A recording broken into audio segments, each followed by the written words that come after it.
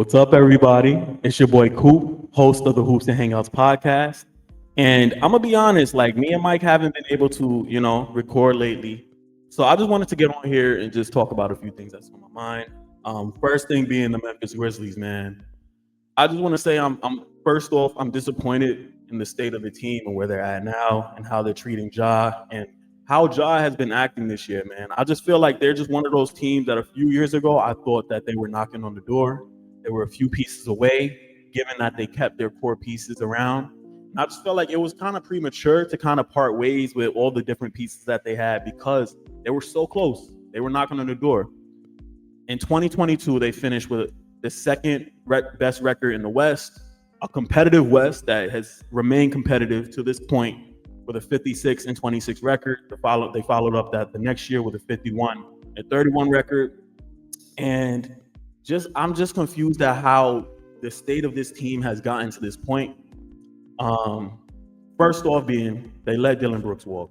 Dillon Brooks is a glue guy, go-to 3-and-D guy who can set the tone and be a good culture setter and really set that Memphis Grizzlies grit and grind that we've come to know over the last few years, right? And he's one of those dudes that sets the tone in the game that we're going to come in, we're going to fight no matter what, regardless of how undermanned or under-talented you think we are, we're going to fight regardless and come with that attitude, right?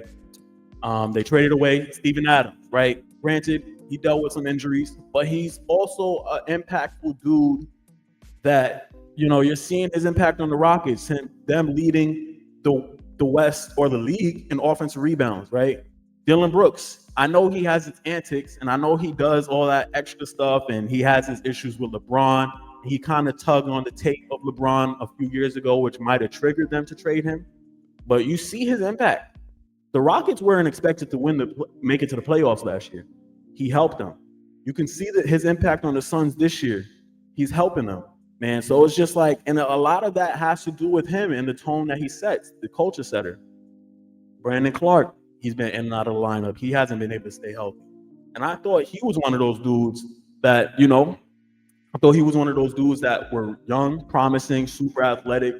And him and Steven Adams in that backcourt were really, really good together to grow together and, build a culture and continuity. They traded away Bane, right? They got a lot of draft picks in return from Orlando, but draft picks are a thing where you don't know if they always pan out.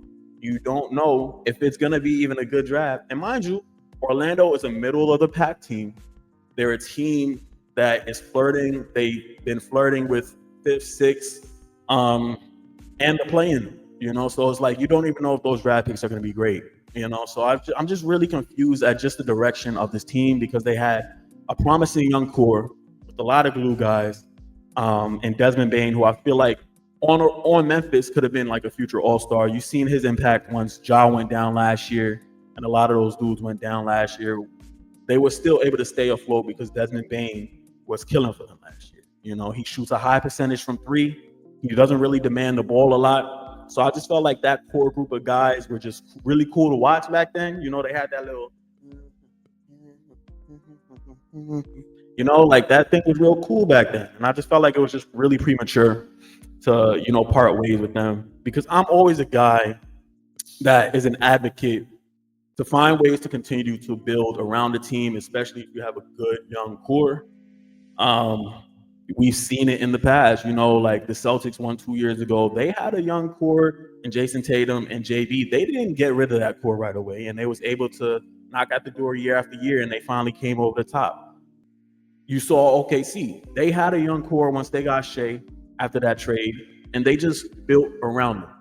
They realized when they lost 2 years ago, we need to bring in defenders. We need to, bring in veterans that can help us get over the top. And we've seen that. Oftentimes, you're 1 or 2 moves away from really competing. So I'm just really confused at the direction of this team. And I don't know what it is with the NBA right now. And teams like wanting to trade their franchise players so quickly, man. Like, you've seen it with Luka last year, right? Look at where Dallas is now. And now they're in the middle of a rebuild. Like, you had continuity. Why did you bring Kyrie over there? you had continuity, you had all those defenders around Luka, and you built that team a certain way to kind of mask his weaknesses at the time, right? You've seen it with the Atlanta Hawks, right? The Atlanta Hawks just traded away their franchise guy in Trae Young, right? And now Atlanta Hawks, they're a middle of the pack team, so they're never really going to be able to be bad enough to, get a high draft pick at this point. Mind you, they had a high draft pick 2 years ago, and Ricochet, he hasn't really panned out. So I just don't really understand why teams are doing this right now.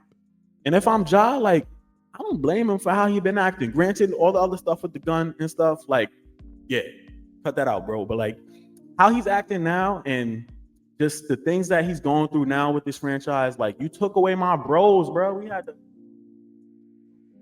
was the social media sensation. So it's just like, to go from that to being second in the East to like now being a fringe playoff team, like barely making the playoffs, and now they're talking about trading away him and Jaren Jackson. It's just really confusing because it's like, what direction are y'all going in? And we're like, what do you guys want for your franchise? You already know how hard it could be as a small market team to really build an identity and build, a consistent playoff team, right? You've seen it when they had Mike Conley and Pau Gasol, right? They had, the grit and grind with Zach Randolph. It's just like, it's so hard to build a culture nowadays with teams. And it was a little premature. And I feel like I'm not really loving what I see. And I would be annoyed too, because y'all took my homies away from me and we were killing. So that's just where I am right now.